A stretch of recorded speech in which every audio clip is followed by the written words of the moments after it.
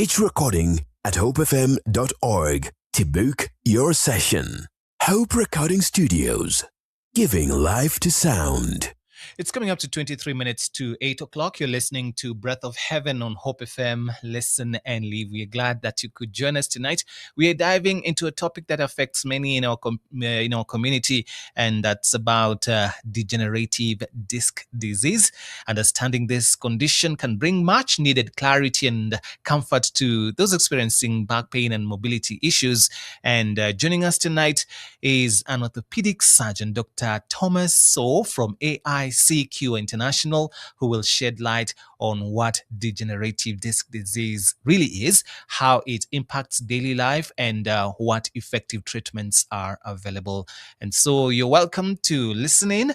In case you have a question or a comment, feel free to get in touch with us. The SMS line is 20933, on WhatsApp 0717 400 555. And I wish to welcome Dr. Thomas to the studio. Welcome, sir. Thank you. Thank you for having me. How have you been? I'm good. Mm-hmm. How are you? I'm keeping well. That's right. It's a new year, new resolutions, Sure. and looking forward to great things that God has in store for us. And indeed, God is there for us. Yes. And how about the team at AICQ? How are they doing? Well, we are doing very well as a hospital, service providers. And I can tell you that despite the pressures that we have, we are doing well. By my own assessment, God with us. Yes. I'm telling you, we are doing very, very well. Yeah. All right. And so we are ready to delve into the subject of the day. And this is about degenerative disc disease. And so let's start from there. Is it truly a disease, or is it more about what you would call natural aging? Define for us what degenerative disc disease is all about. Well, degenerative disc disease, by measuring the disc, it entails that it affects the spine, right? And degeneration on its own is not a disease. Probably the processes of aging and all that. But when it becomes a disease, is that if the process of aging becomes, disturbing to the patient in terms of pain, immobilization, and it reduces the kind of, quality of living of the patient or of the person, then you can call it a disease. Otherwise, degeneration on its own is not a disease. But when degeneration of the disc goes to the extent that it begins to produce symptoms, and those symptoms can, kind of alter the quality of life of the person, then you can call it a disease. Yes, it becomes a disease. So when it comes to symptoms, what are some of the symptoms to watch out for? Well, majorly is pain. Pain at the back, especially in those areas of the spine that mobility is more. If you look at the neck and let me just loosely say the waist area, where you have the lumbar spine. In the neck, we have the cervical spine. Those are the areas that are subjected to a lot of stresses in terms of mobility, in terms of trauma and all that. So those areas actually are the ones that come down with pain mostly. The reason why the thoracic spine per se does not have so much of these conditions is because it's well protected because of the organs that are located within the thorax. The rib cage is connected both, at the back and in the front. So it gives it a little bit of stability. But those ones that are free are more susceptible to movement and all that.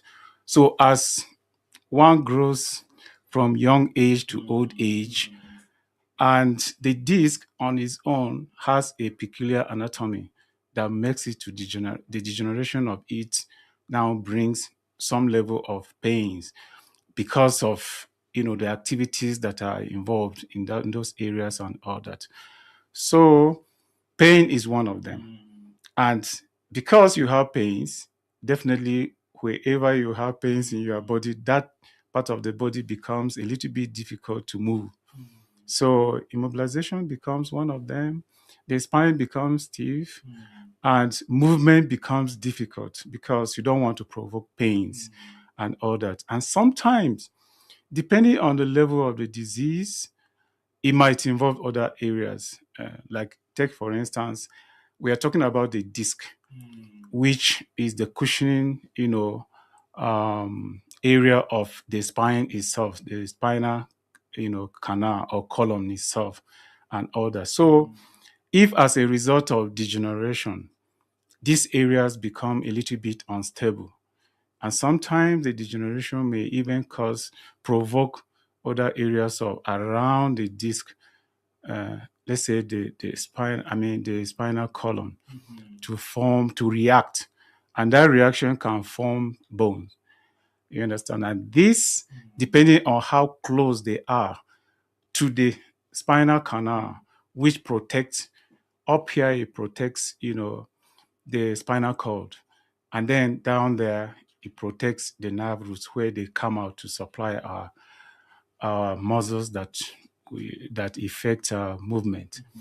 So if this degeneration, progresses and it affects the surrounding areas, they may also affect the nerves and all that. And sometimes the disc itself can protrude. It can get out of, the covering.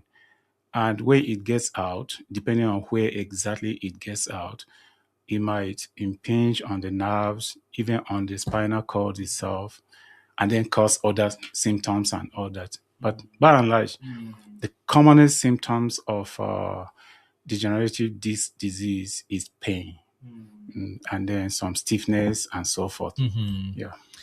For the listener who has this nagging back pain, how do you know if it's just soreness versus this degenerative disc disease? How can you differentiate between the two? Is it just soreness or stuff when it comes to that nagging pain in the back?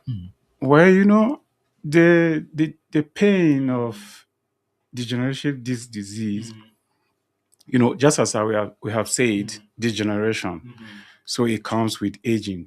So first and foremost, it may not just appear in a very young person, but that's not just the reason why it should not appear there, because some people, the degeneration is provoked by trauma or injury to the disc itself.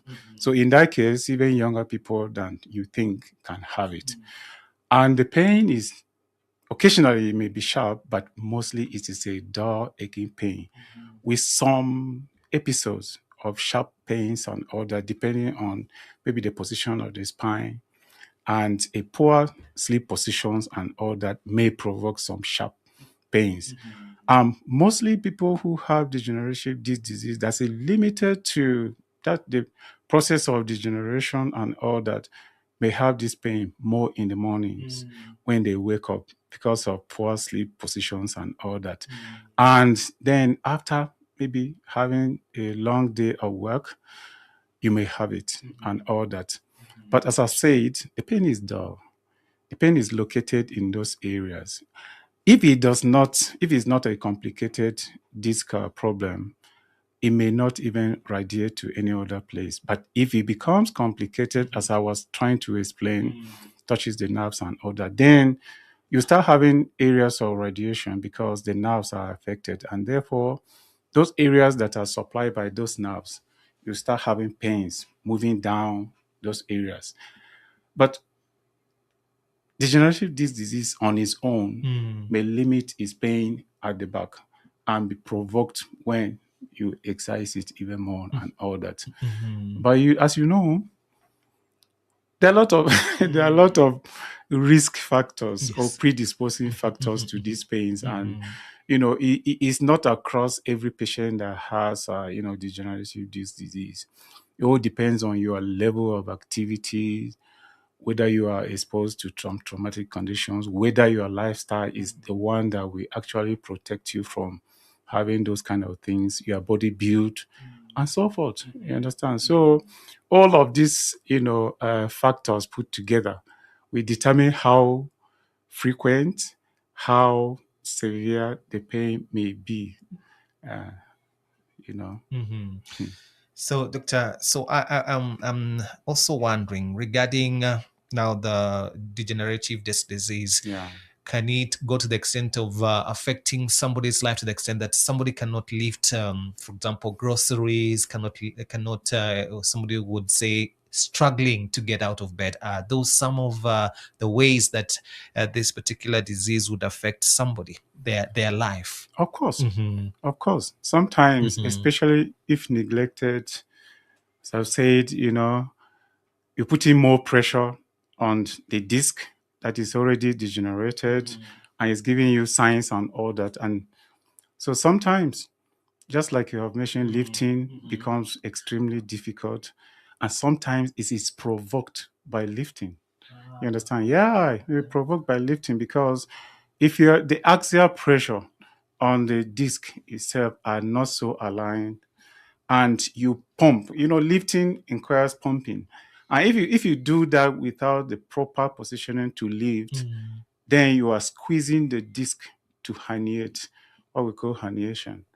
And sometimes, just like you mentioned, sleeping and all that, especially for people who are sedentary, what happens is that the muscles at the back are not strengthened.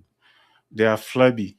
So when you sleep, your body weight begins to pull or push. I mean, the force of gravity begins to pull your body weight in the bed. And sometimes, if your bed is the sagging type, you wake up with some level of disc protrusion. Yeah, because when degeneration is taking place, the structural integrity of the disc is no longer so strong enough to hold so much weight.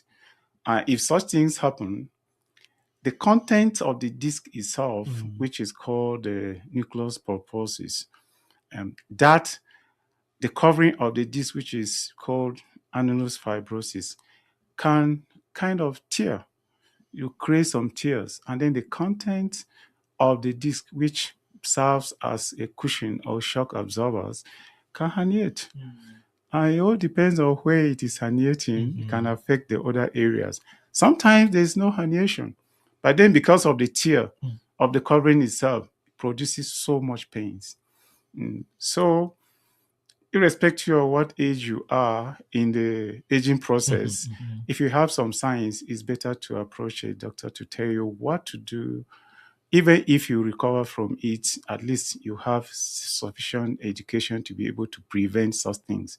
So lifting is a no-go area when you have this. And even when you don't have it, you better learn how to lift weight. Good ways of Yes, lifting weight. because it can come. It can just come. People have, sleep disc and all that, as you call it, from lifting alone and all that. And even after the initial symptoms are over, the disc can never go back to, being normal. You understand? And then degeneration is accelerated at that time and all that. And sometimes, as a risk factor, it promotes, degenerations and so forth. Yeah. Let's touch a bit on matters to do with the diagnosis and the progression. And if someone gets an MRI showing degenerative discs, should they panic?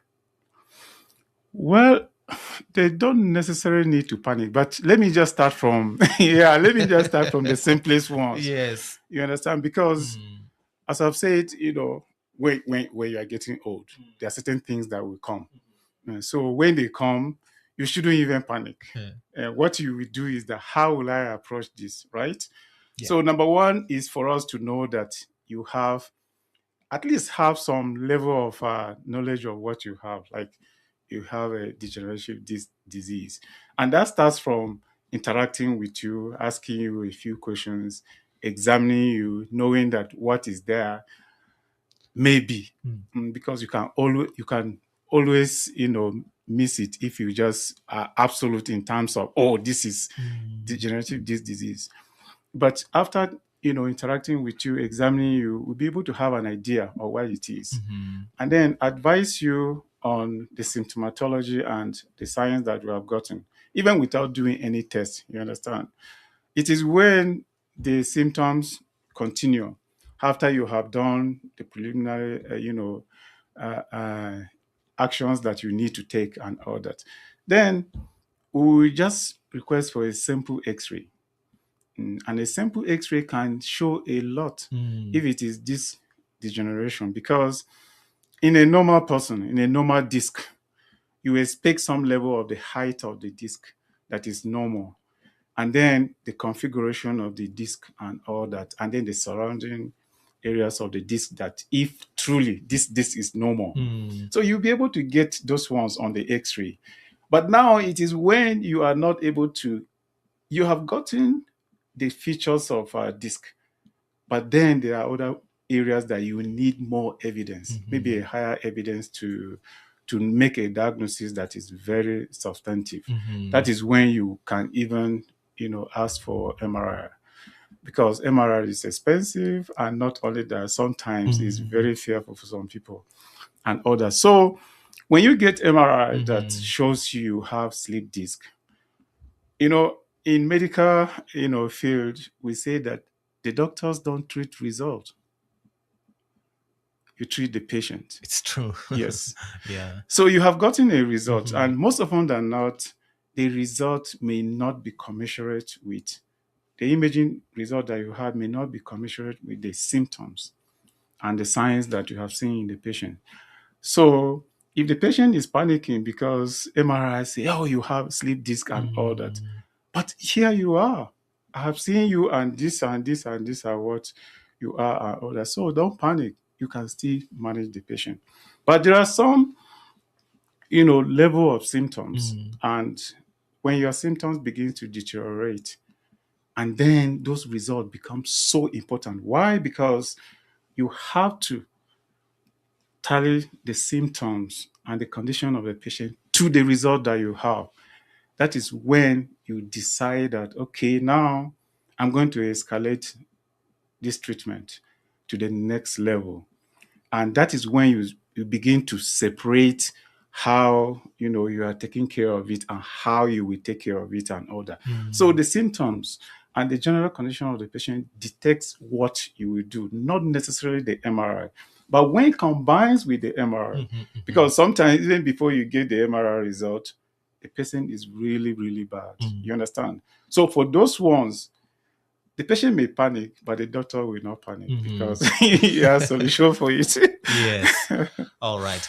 Tonight, we're talking about the degenerative disc disease. And joining me tonight is Dr. Thomas Sough from AICQ International, helping us unravel this topic. And so in case you have a question or a comment, we always welcome you to share with us on SMS line to 0933, on WhatsApp 0717 400 555. At the top of the hour, Fresh with Benny, then our Artist of the Week segment, and we continue with the second part of this conversation. Settle down to a night in God's presence. Thank you, Lord. Catch Sitam Special. He's the God who raised up Moses in a palace only to use him in the wilderness, and raised up Joseph in the wilderness only to use him in a palace. Young person, God is at work within your heart. What does it say? He is at work. It's Him who is at work in you. If you are going to be successful in the service of God, it calls for sacrifice. We get to appraise what God is doing, and by His invitation, partner with Him. Come on, keep moving. He's inspiring you to challenge that which seems impossible. What He would require of us is to declare, send me, Lord, regardless of our background. Only on Hope TV.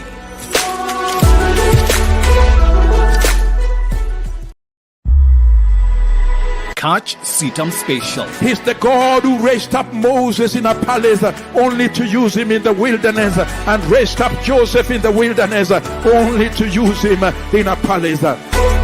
Young person, God is at work within your heart. What does it say? He is at work. It's him who is at work in you. If you are going to be successful in the service of God, it calls for sacrifice. We get to appraise what God is doing, and by his invitation, partner with him. Come on, keep moving. He's inspiring you to challenge that which seems impossible. What he would require of us is to declare, send me Lord, regardless of our background. Only on Hope TV.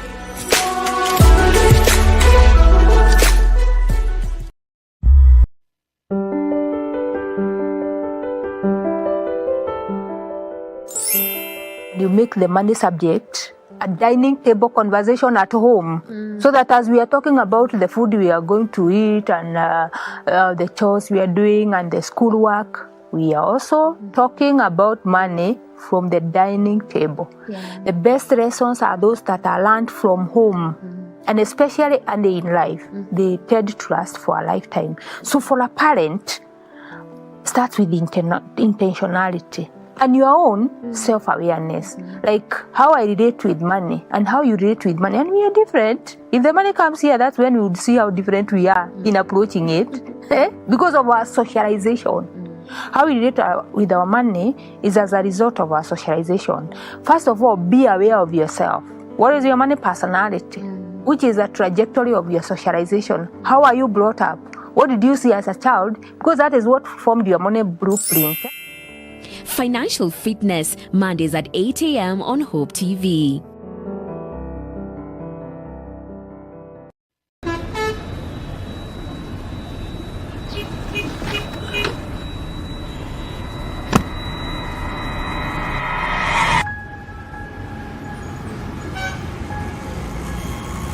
Rafiki soul is a promise of a hand that reaches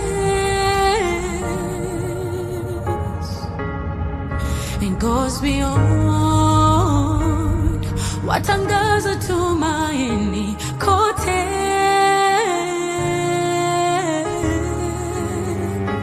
I'm forever grateful. Ninashukuru ukarimu, ukarimu. I'm forever grateful. Ninashukuru ukarimu, ukarimu.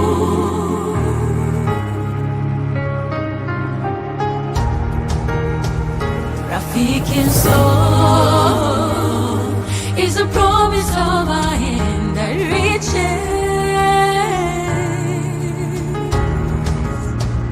and goes beyond what angaza tumaini kote. I'm forever grateful. Ninashukuru ukarimu, ukarimu. I'm forever grateful. Ninashukuru ukarimu, ukarimu. Rafiki soul. Friends of Hope, keeping hope alive.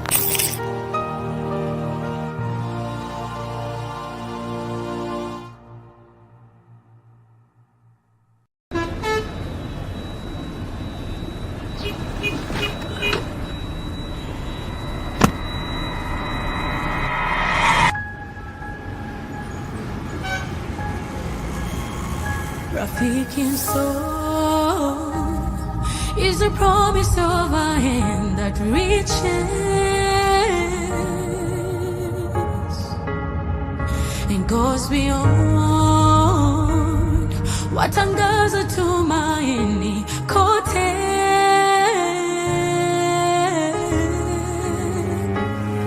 forever grateful. Ninashukuru ukarimu, ukarimu. I'm forever grateful. Ninashukuru ukarimu, ukarimu.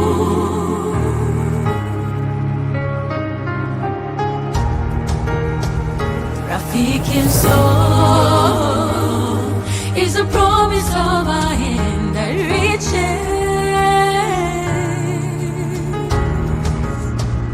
and goes beyond. Watangaza tumaini kote. I'm forever grateful. Ninashukuru ukarimu, ukarimu. I'm forever grateful. Ninashukuru ukarimu, ukarimu. Rafiki msoul. Friends of Hope, keeping hope alive.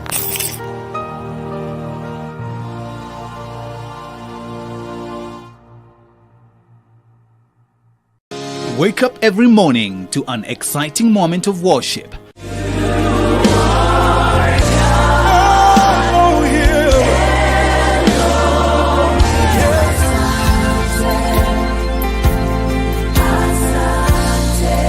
With a powerful inspiration from God's Word. Psalm 84 verse 4 says, "Blessed are those that abide, that dwell in the house of God." The blessing is on those that dwell, those that abide. They have made the house of God their abode. The kingdom of God is already with us in the present time we are in, but it will also be fully realized at the end of the age. But the kingdom has been prepared by God. On Hope Devotion every Monday to Friday from 6 a.m. to 7 a.m. Only on Hope TV, where you look and live.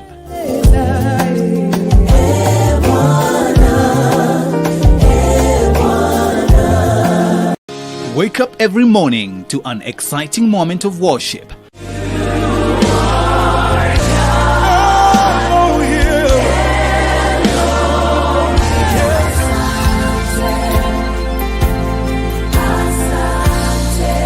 With a powerful inspiration from God's Word. Psalm 84 verse 4 says, "Blessed are those that abide, that dwell in the house of God." The blessing is on those that dwell, those that abide. They have made the house of God their abode. The kingdom of God is already with us in the present time we are in, but it will also be fully realized at the end of the age. But the kingdom has been prepared by God. On Hope Devotion every Monday to Friday from 6 a.m. to 7 a.m. Only on Hope TV, where you look and live.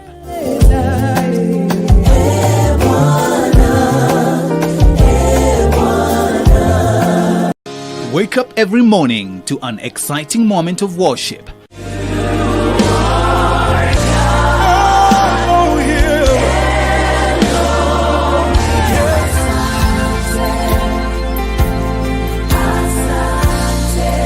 With a powerful inspiration from God's Word. Psalm 84 verse 4 says, "Blessed are those that abide, that dwell in the house of God." The blessing is on those that dwell, those that abide. They have made the house of God their abode. The kingdom of God is already with us in the present time we are in, but it will also be fully realized at the end of the age. But the kingdom has been prepared by God. On Hope Devotion every Monday to Friday from 6 a.m. to 7 a.m.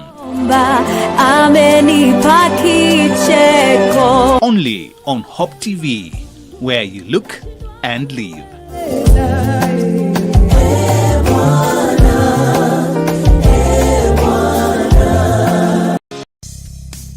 Welcome to the world world of Hope Media, a media unit of Christ is the Answer Ministries that is committed to spreading the gospel of our Lord Jesus Christ through the transformative power of media. Hope Media is dedicated to utilizing various forms of media to spread the message of hope, love, and redemption to all people around the world. Hope Media consists of various units that work together to achieve this goal. These units include Hope FM. Hope FM is your #1 Christian radio station offering you discussions on current day-to-day issues, inspiring music, life-changing sermons, and news updates, broadcasting 80% in English and 20% in Swahili, with listenership of over 12 million every month. Hope TV. Hope TV programming is designed to inspire, educate, and challenge the viewer with wholesome content to reach various demographic groups, children, youth, and adults, both male and female, with viewership of over 24 million every month. Hope Recording Studios.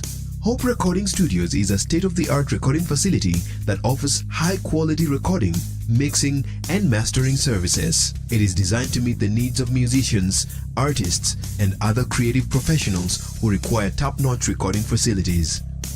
Hope Creative. At Hope Creatives, we believe that inspiring graphic design work doesn't just happen. It takes the right people with wild, out-of-the-box ideas committed to the same ideals, working together to make it happen. We listen, we learn, we brand. Hope Digital. Hope Digital is a creative digital unit within Hope Media. We are driven by a passion to creatively express ourselves while influencing you with the same creative energy in online spaces and beyond. At Hope Media, we believe that media can be a powerful tool for spreading the message of hope as well as grow your business through advertisements, and we do this with excellence. For more information regarding our services, please visit www.hopemediakenya.org or call us on 0709 861 180. Hope Media. We keep hope alive.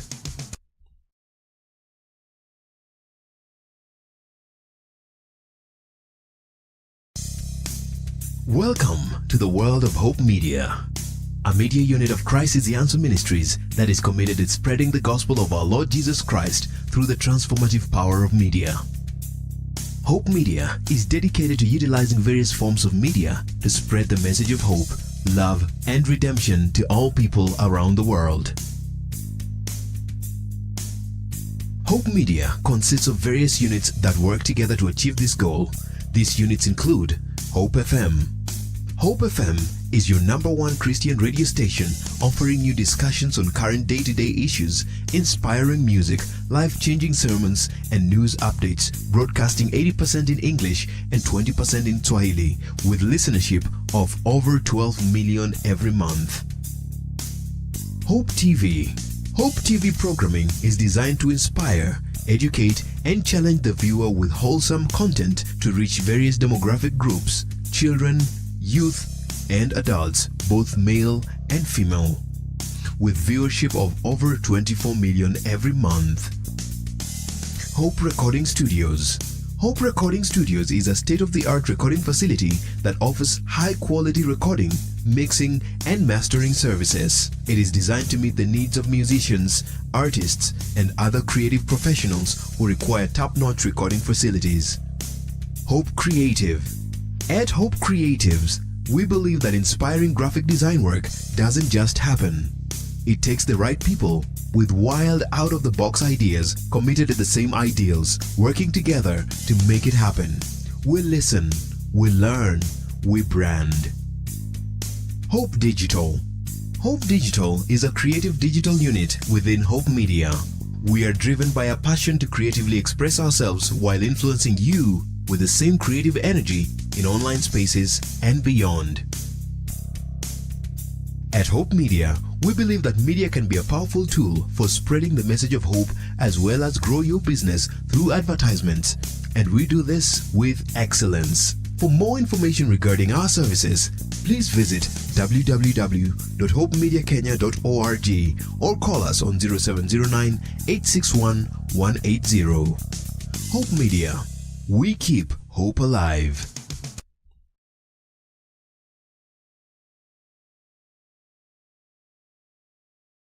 And she continues to be an encouragement to many through her music ministry and also reaching out to the masses. And this week, we've been celebrating her here on the program at 12 minutes past 8. Welcome to the second hour of Breath of Heaven. And tonight, we are focusing on triple D, and that is degenerative disc disease. In case you're joining us right now, we have our guest in studio, Dr. Thomas Sough, who is an orthopedic surgeon from AICQ International. And in case you have a question or a comment, we welcome you to share with us on SMS line to 0933, on WhatsApp 0717 400 555. Now, Doctor, we just had an introduction. We also touched on diagnosis and progression. Now, I'd like to hear from you. And can you walk us through how the degenerative disc disease progresses? Is it always a downhill journey, or can it be stabilized at some point? Yeah, thank you. Actually, yeah, we started. Let me just give a little background of what the disc is and how it functions. Because every human being is created with a spinal column. Everybody talks about the spinal column, but those columns are articulated to each other with a disc. And the disc itself, as I mentioned before, is a shock absorber. All of those are, tiny bones that form our spinal column.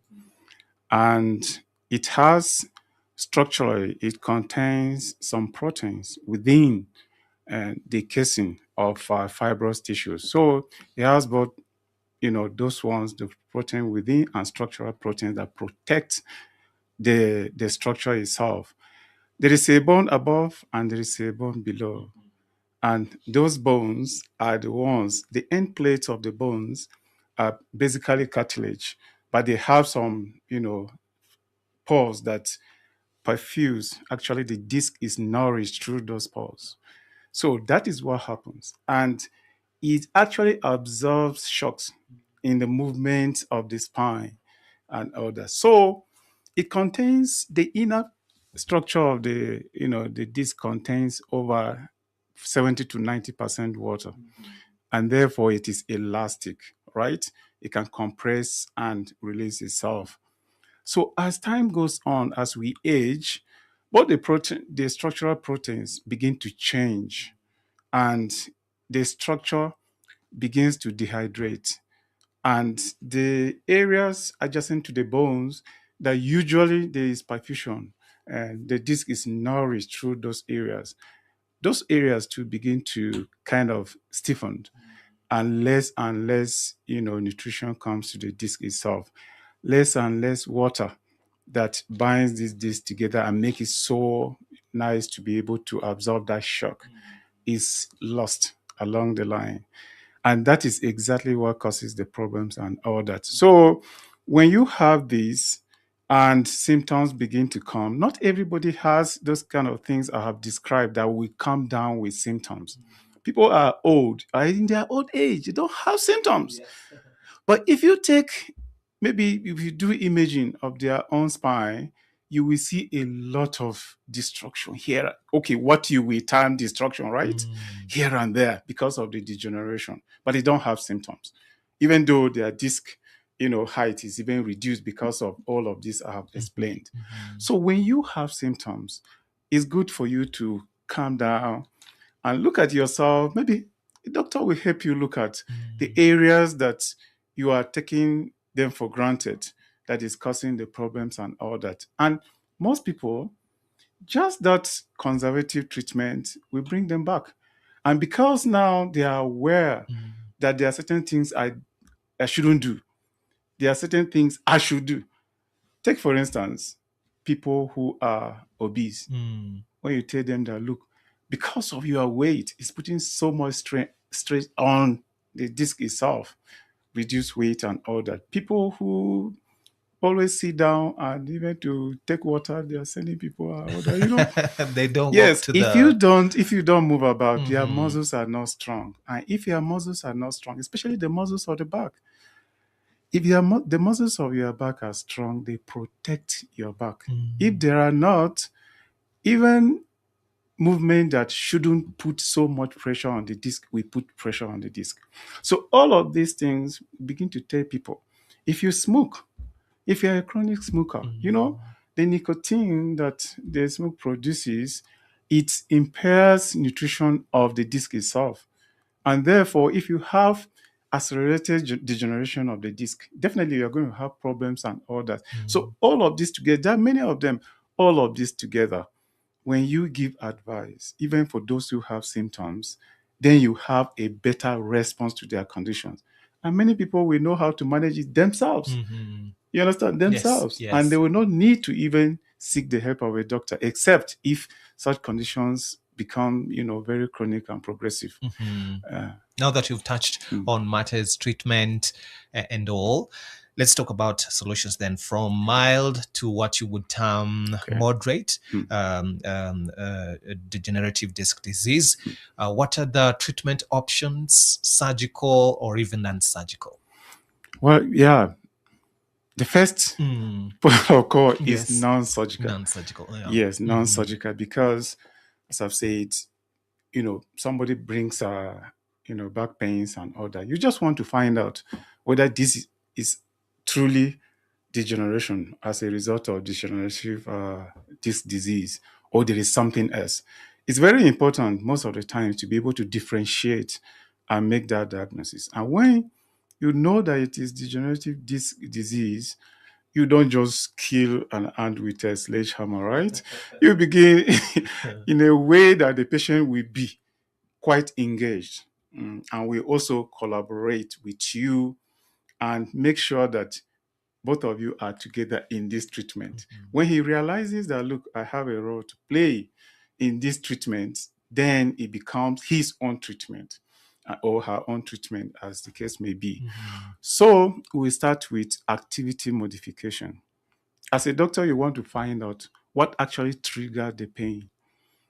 And if the pain is triggered by a specific thing, that a stimuli that you can remove.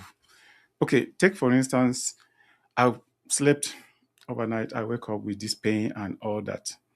And then you begin to probe how you sleep, what you sleep on. Because not every mattress is good for such patients and all that. So when you find out that, yes, the position in bed is not actually good, then you give advice to maybe change what the patient sleep on. And then that alone, with some level of exercise, may take care of the pains. Sometimes even without taking medications. You understand? I have several times advised people that come with neck pain. When you know that this is some level of stresses on the disc, you will tell them, how is your pillow like? How do you put your head on the pillow and all that? And then simple things like, okay, remove your pillow, just sleep without a pillow for some time, and let's see whether the pain is there. And in most cases, the pain disappears, except if it's something so sinister that you need to now follow up, right? So you start with conservative treatment, you start with activity modifications and all that, and then some level of activities that will strengthen your muscles. But while you go through that and the pain persists, then you can, nobody wants to have pains in his body, yes, and remain with it. It's very uncomfortable. Exactly. Yes. So you can now say, okay, now I want to, apart from the activity modification, some exercises and all that, the pain is there. Okay, you can prescribe some medications for the patient. Just basic ones that we across the counter, medications and all that. Sometimes we can call them non-steroidal anti-inflammatory drugs. You can even take paracetamol and so forth. So those ones, you can titrate the dosages based on the need of the patient. And then pain disappears and all that. But even if pain disappears, if it's actually the doctor that is managing the patient, you can't stop at that, because you're not, in this case, you're not only treating pains. You have come to realize that this is the the condition that the patient has. So now you have to go through all the gamut of advice. Maybe the patient needs, physical therapy and so forth. Then you take the patient to do some physical therapy and all that. And sometimes is physical therapy may be there just to relieve the pain at that time alone and all that. And there are gamut of all the other, non-operative things that you can, take through and all that. With all the other things I have mentioned and medications and all that, that should be able to take care of the problem. If this patient is obese, tell the patient to reduce, weight. If this patient is smoking and is complaining of this, even if it is not directly linked, for the fact that it is linked, just advise the person to cease smoking and all that. You understand? And then the positions and all that. Lifting that you were talking about, tell the patient not to lift. In the acute phase, not to lift. When the pain goes, everything is okay. And then the right position to lift, the right position to lift, the right position to bend. How you'll be able to see, just like you are seated on that chair, economically, you need your spine to be in that natural position and for you not to put stress on the disc. So all of this advice, you put them together. And when all of these are there, naturally they should be able to go within a very short time, days to weeks and all that. But if you have really done this and it's getting months, you need to investigate the patient well. Number one reason that you need to do that is because it might be something else mimicking, this disease. Yes. Because there are many other things that may cause, spine problems and all that. So number one, you want to remove those ones out.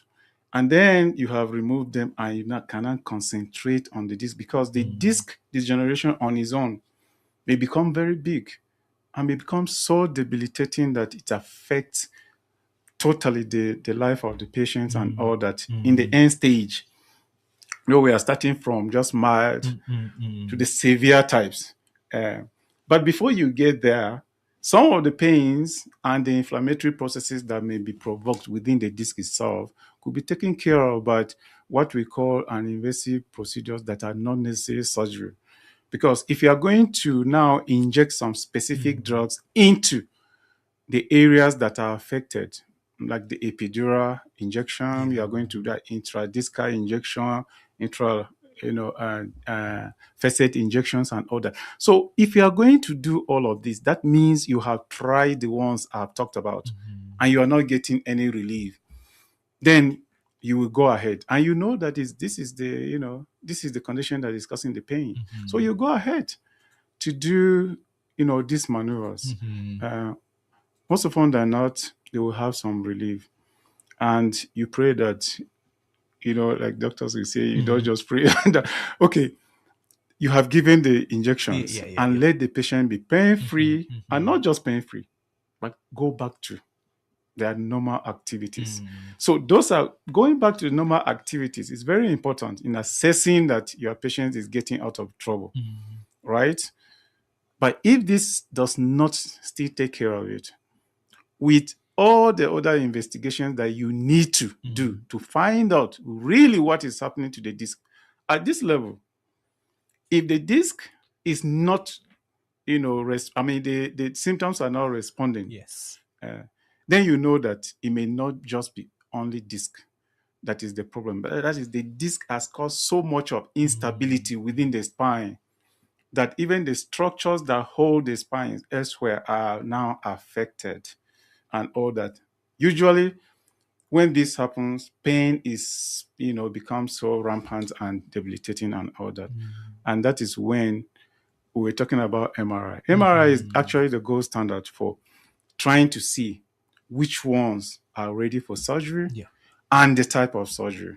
And then you also do, like CT scan, because, MRI will give you a good look at how the soft tissue, the disc itself is, what is happening to it, how can it be salvaged.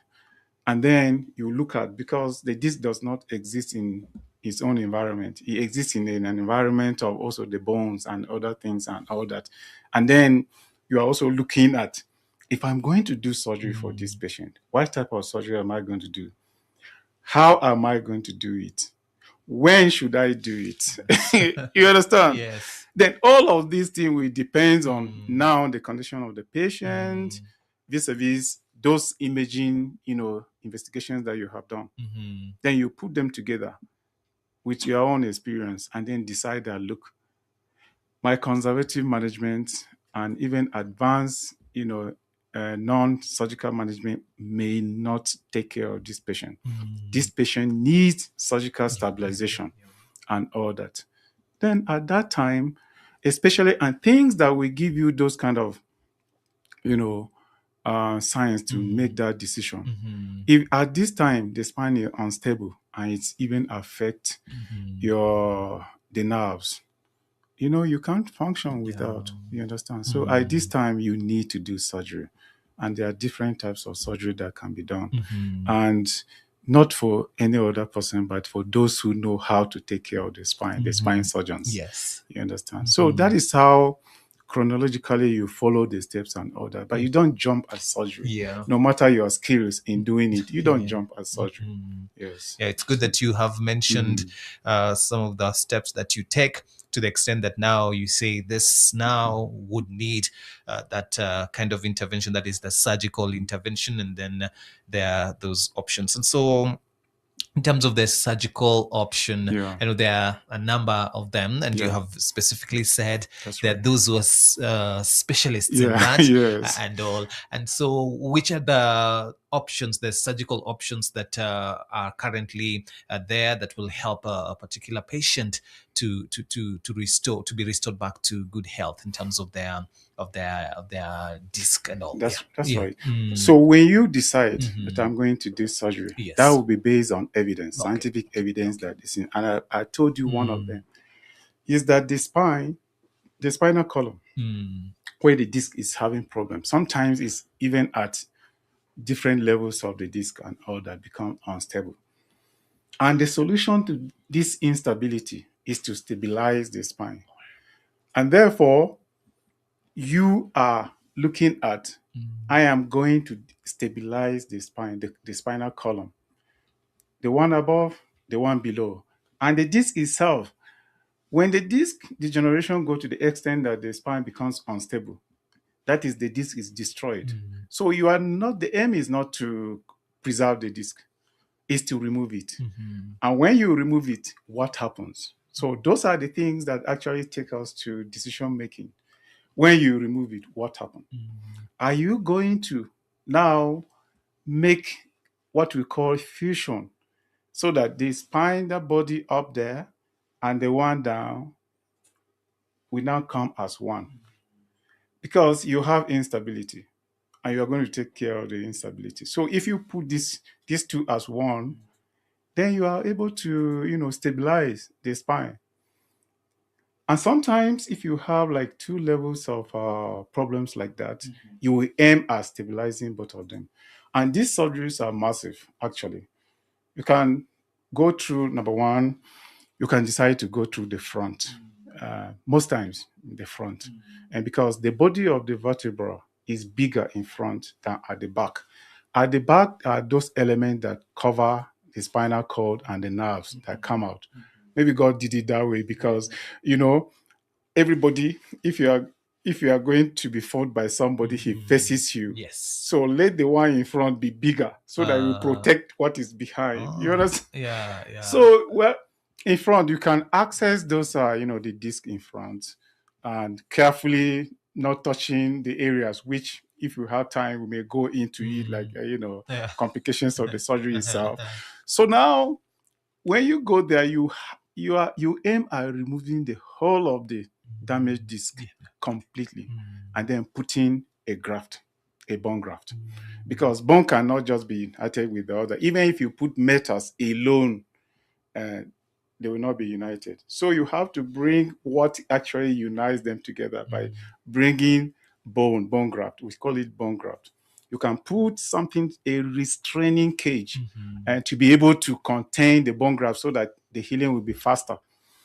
So now you are able to remove the instability there, and then you bring the bone, up and the bone down.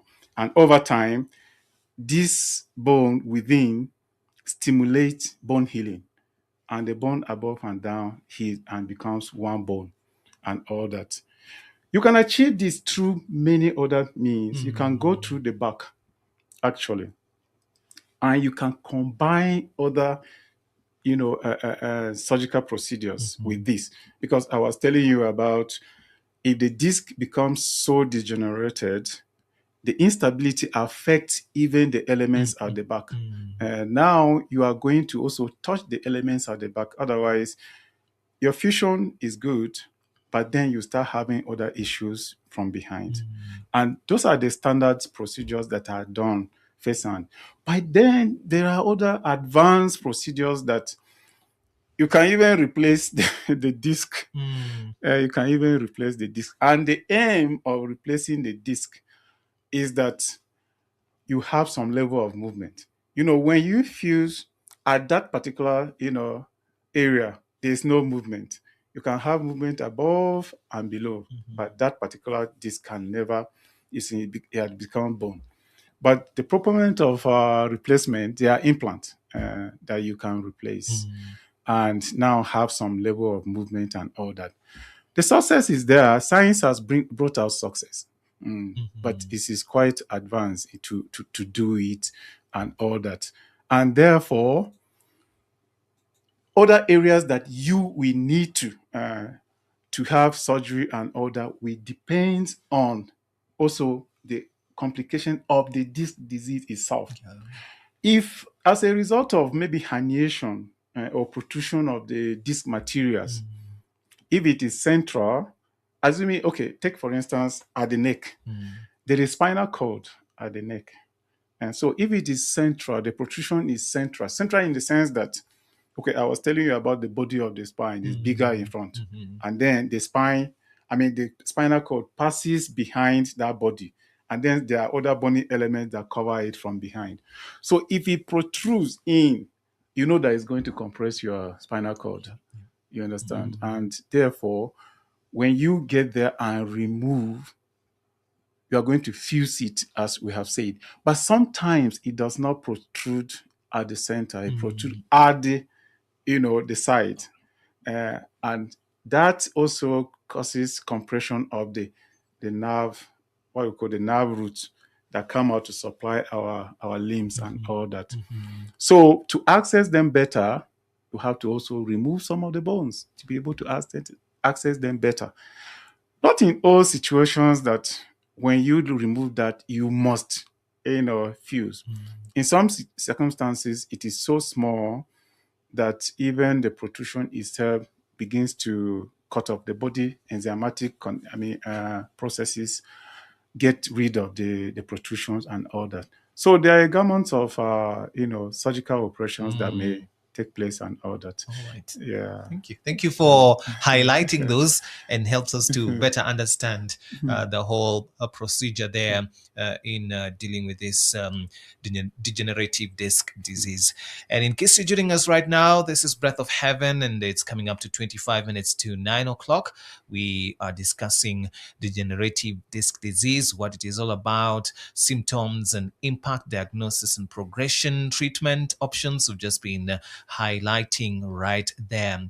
And in a little while, we'll be looking at the prevention and that element of hope, because the Dr. has told us once you get the the diagnosis, you should not be scared because there is hope after all has been said and done. And so there are also questions coming through. I'll read some in just a little while before we go to the end. But just to remind you that on Friday, 30th of January, we'll have our on-air Kesha, a night vigil from 10 p.m.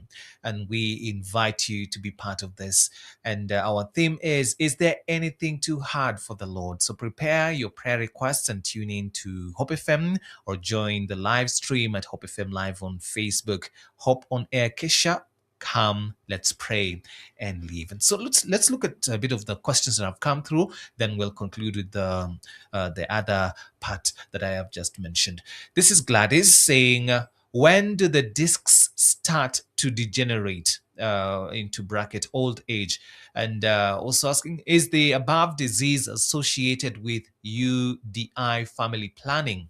What triggers most, and the treatment? Probably you could highlight what you would want to share, especially on this question by Gladys. Yeah. Okay. Starting with when did the discs start to Yeah. degenerate? Is it old age or Well, or what? Old age is relative. A 10-year-old compared to a 2-year-old, who is older? So actually, it starts about the third decade of life. Yeah. So you are in your late 20s, you are in your 30s, and you think that you're free. No, you're not free. You are getting older, Gladys. Yes. So that's if you say that a 30-year-old or a 40-year-old is younger, that means, it affects them. You start, the disc gets dehydrated. That means the water content of the disc begins to go down at this age. That does not necessarily mean that the disc is going to, the degeneration is going to give you symptoms. No, that's not what it means. But the degeneration of the disc starts at the third, decade of age. Just within the first, the third decade of age is actually in the 20s, because from 1 to 10, 10 to 20, 20 to 30. Yes. That is the third, decade of life. So the water content of the structural proteins that make up the disc begin to undergo structural changes. That is what it means. So this sets the stage for other risk factors. When they come in, then you can start having symptoms and all that. And those risk factors, we've mentioned many of them when we're discussing, like injuries, like sedentary life, obesity or overweight, smoking, bad positioning, oversitting, and so forth. There are many of them that I can't exhaust them. So when other risk factors come into play with a disc that has already started degenerating, then you can manifest symptoms based on what is available at that time. It's not that everybody that is getting old, just like I've mentioned before, there are some people in their 70s, they might have experienced some back pains once or twice in their own life, but they are good. They don't live on drugs because of disc degeneration and all that. So age alone is not enough, but it is the foundation of everything when other risk factors come in. And then the other question she asked was, if I'm not mistaken, she talked about, is it IUCD? I think so. Intrauterine contraceptive device, IUCD. And whether it causes this degeneration. No, it doesn't.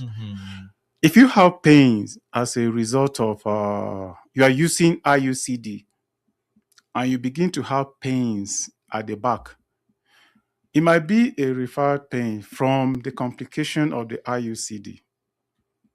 It might be a back pain that has nothing to do with IUCD. So it's very important for you to go to your doctor to, to separate these two. And because those who have IUCD is an implant and it is in the body, in the womb. You understand? So it is susceptible to infection or maybe some reactions, some body reactions and all that.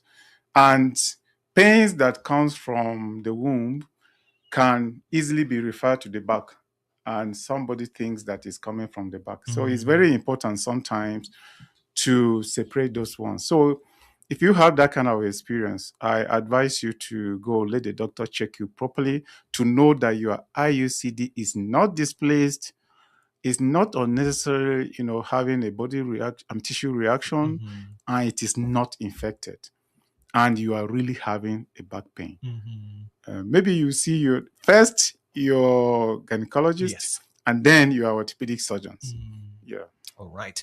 Let's look at another one here saying, I've been fasting for I've been fasting, so my left knee has become weak and painful.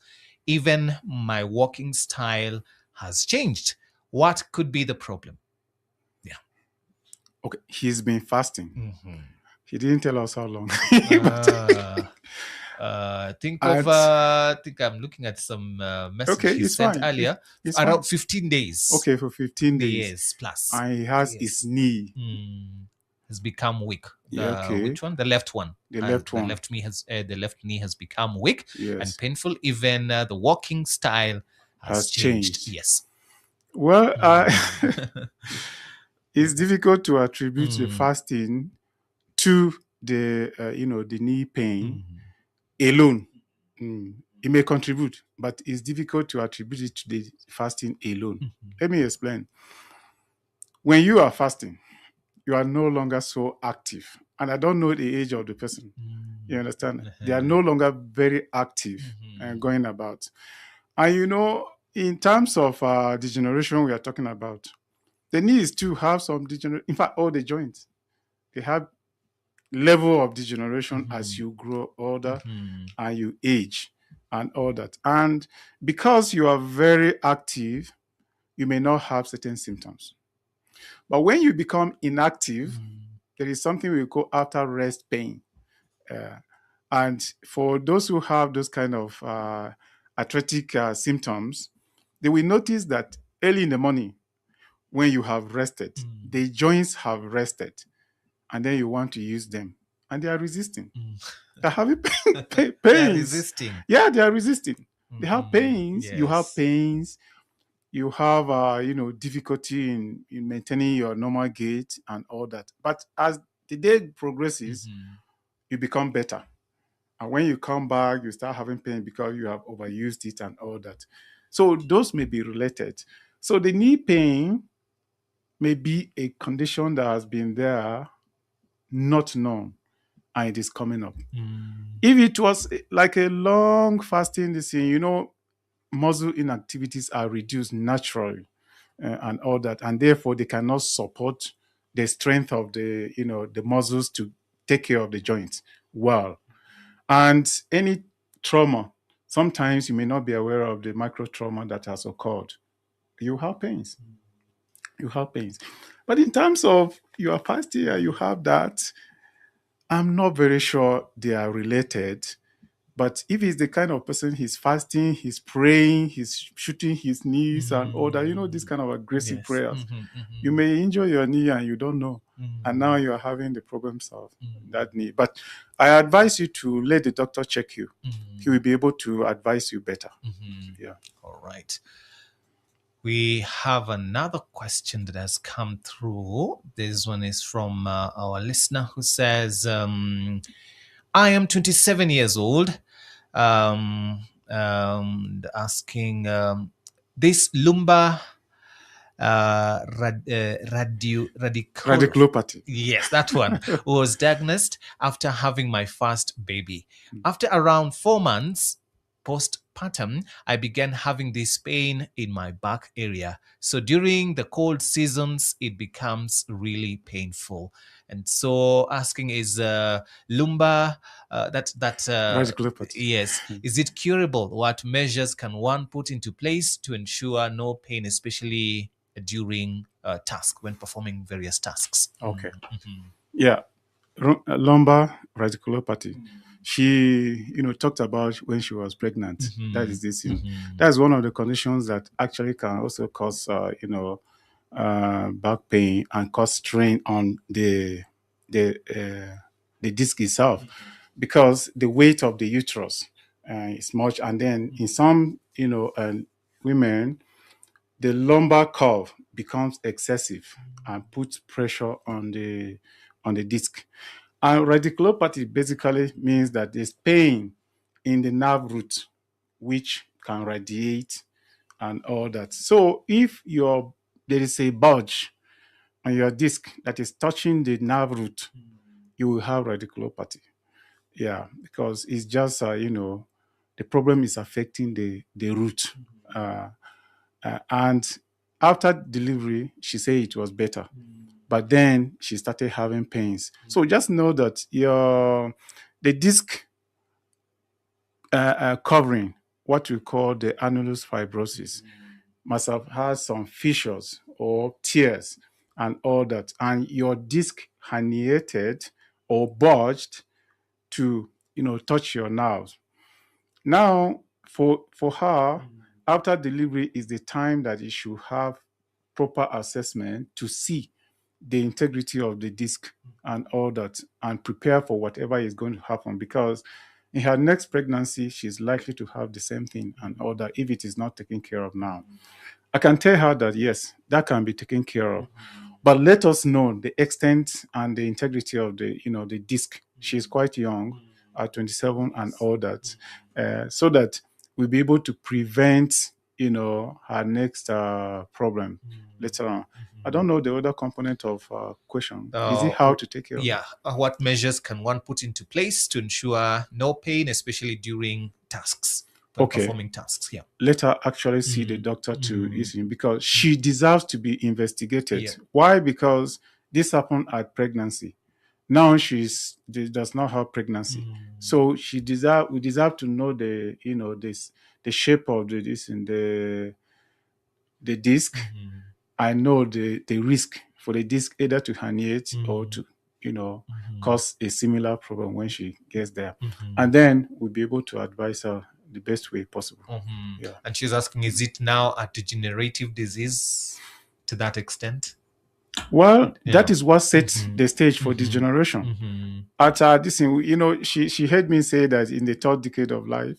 At that time, the disc does not have enough water. But that is not to say that, look, anything that happens to you, the disc is going to give you symptoms and all that. Yeah, it is just reduction in water content. Does not necessarily mean that, yes, you're going to have that. So that will set the stage for further disc degeneration. But that may not be just immediate causes of disc degeneration, but it sets the stage for disc degeneration. Right. One more question here. This is Isaac. Isaac is asking, does consumption of lime and lemon have effect? Yes, on disc degeneration. Not really. I haven't come across any scientific papers that say lime will cause disc degeneration. But people believe what they want to believe and all that. So we have actually trashed out the elements of disc degeneration. So we haven't even mentioned kind of food or anything, but I've mentioned here smoking. Yeah, that is what I have mentioned. So I'm not very sure. I'm not very sure it happens because people believe anything they want to believe. But if you have it, please let the doctor see you. You'll be able to know whether what you're taking is related to what is happening. Yeah. Another one, this one is from Joyce. Says, my mom has a nerve problem from the waist. She walks with a walking stick. Same time she has pain. Can she be helped? Very well. Very well. She can be helped.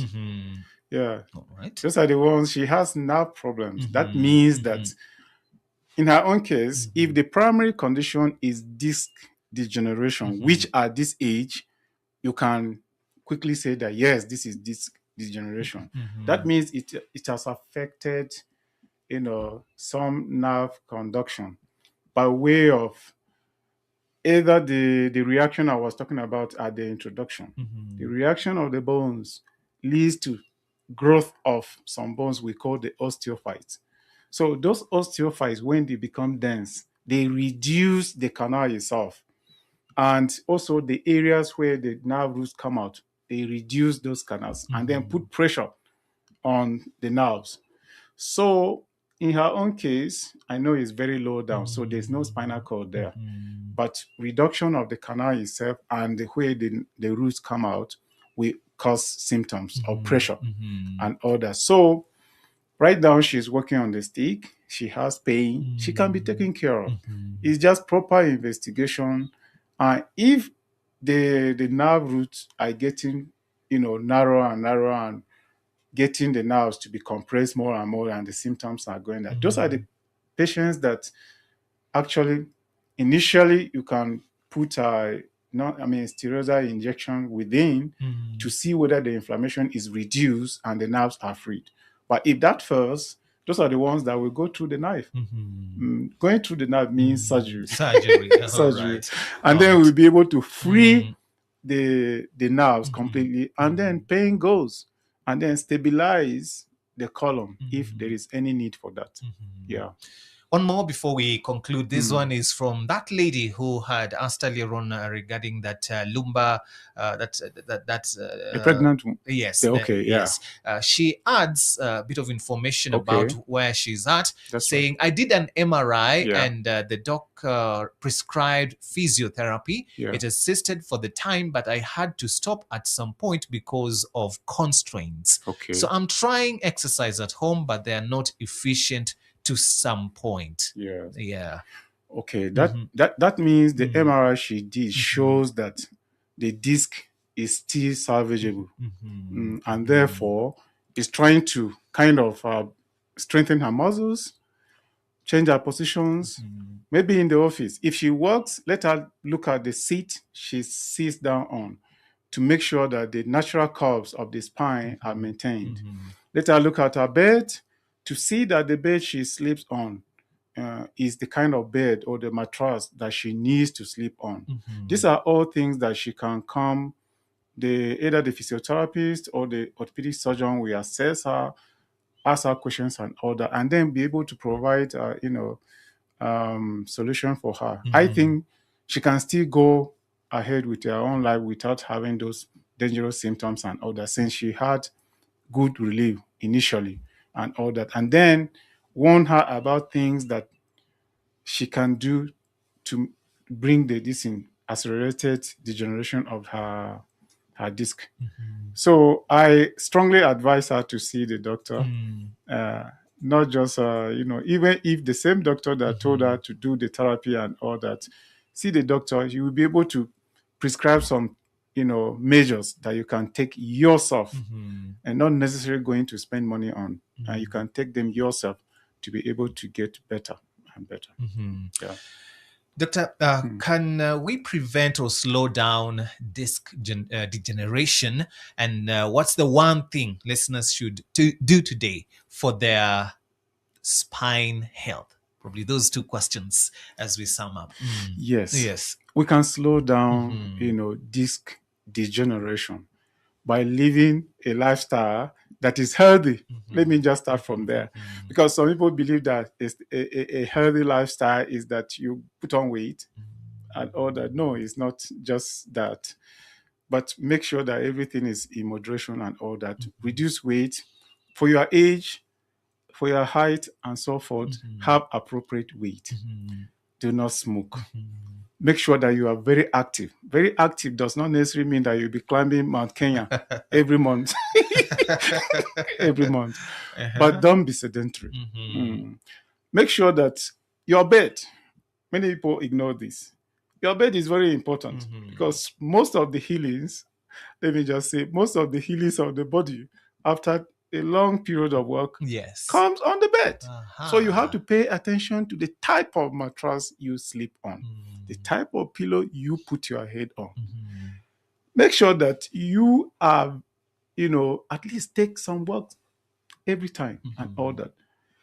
When you are going to push, when you are going to lift, when you are going to, you engage in sporting activities and all that, all of these together are very important. And one of the most important things that people don't even take into consideration is their position where they work. Some people don't go to working offices outside their home. But that particular chair and table that they use at home is the enemy to their spine.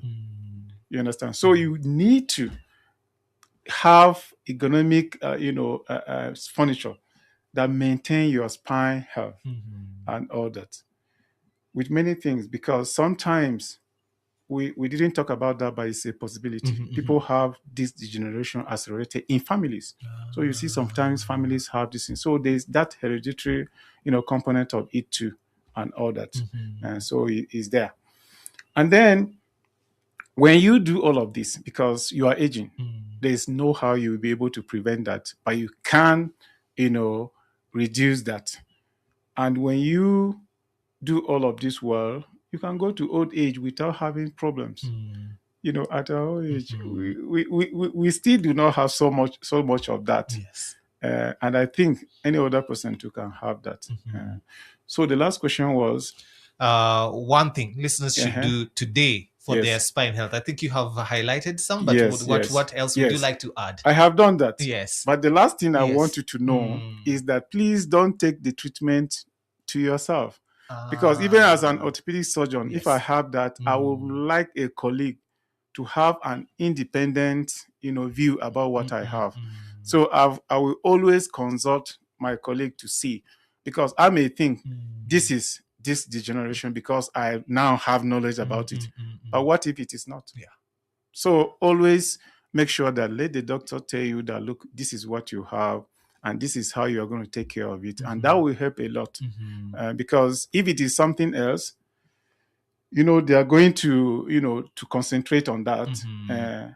But if it is something else and you think it's just this degeneration because you are within the age, then you'll be missing something and it may be too late by the time you come in. So please see your doctor where you have issues. Good. Thank you so much for that. Probably now for somebody who would like to get information about AICQ International, what would you tell them? Yeah, Cure International has become a household name. I don't think there's any place in Kenya here that we don't know about, AIC Cure Hospital in Kijabe. And Kijabe name, apart from the Kijabe Hospital, Cure Hospital, they have become household names. So we are everywhere. We go out to all the regions and counties of this country. And we have so much presence on social media too. And right now, our brothers have also, given us the opportunity to tell you about Cure. So Cure International Hospital is doing great. And you need to come and see.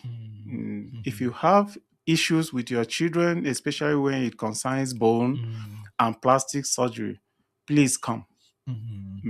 You will know the wonders that are happening in Cure International Hospital. Thank you. All right. Your parting shot? Yeah. So I thank you very much for listening to me. And I want to believe that if for some of the people that have not passed their question through, please pass them on to the presenter. They will get to us. He knows exactly. He himself is becoming a doctor with a lot, with so much knowledge of how to diagnose, how to treat. So I want to thank you for listening to us, and God bless you. We will meet again. Thank you. Yeah. And tonight we hosted Dr. Thomas Sough from AICQ International. He's an orthopedic surgeon, and I believe to date has been very clear. You've understood. In case you have any question, of course, you can share with us. We will be able to highlight those matters. And every fourth Thursday of the month, we host them here to share and give insights regarding the health of our bones. At the top of the hour, we have from the scriptures. And tonight, focusing on Psalm 56, later on, reflections, and we get to pray together on Prayer Focus. Breath of Heaven now greets more ministry, more counseling, and